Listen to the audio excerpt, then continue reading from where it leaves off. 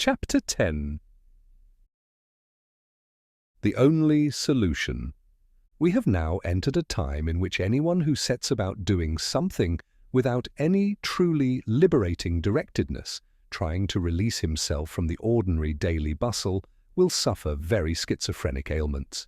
It will happen that crowds assembled in churches will suddenly become possessed when incited by ecstatic sermons in the extremely questionable, noisy American way of conversion, also beginning to be applied in European churches which are at their wits' end.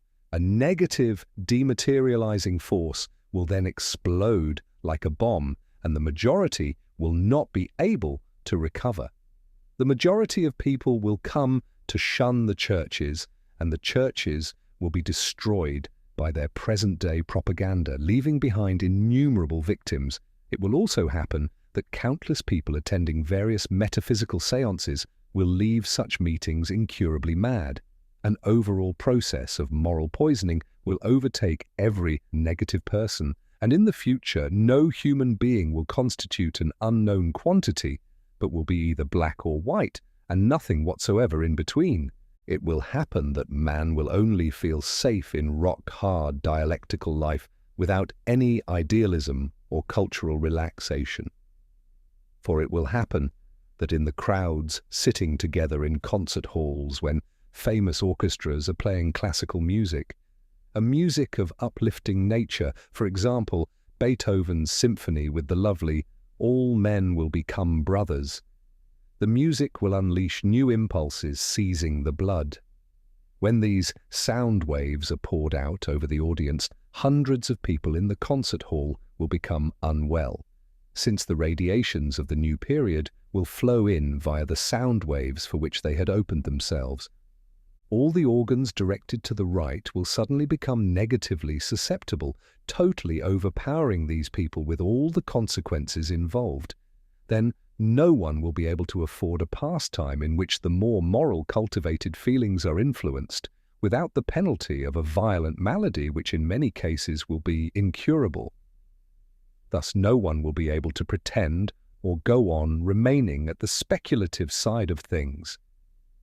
We write these things in order to make clear to you that the spiritual school of the Rosy Cross suggests to you that the personality be changed, enfolded in the safe arms of the gnosis.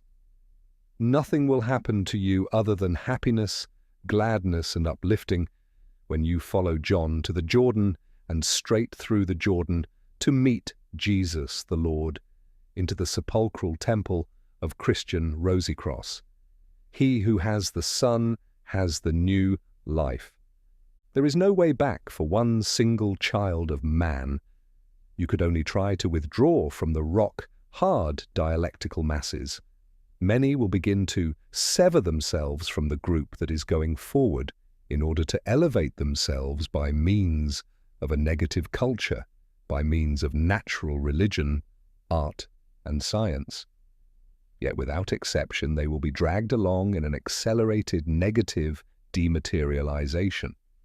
There will not be the least solution for anyone in any respect. There is only one solution in the present, the imitation of Christ by becoming like John, restoring the racial body of the dialectical emergency order, and with its help, the path of the Rosy Cross. This path we have tried to explain to you as precisely as possible in the preceding chapters of this booklet. We hope and pray that you will not throw this, our advice, to the winds.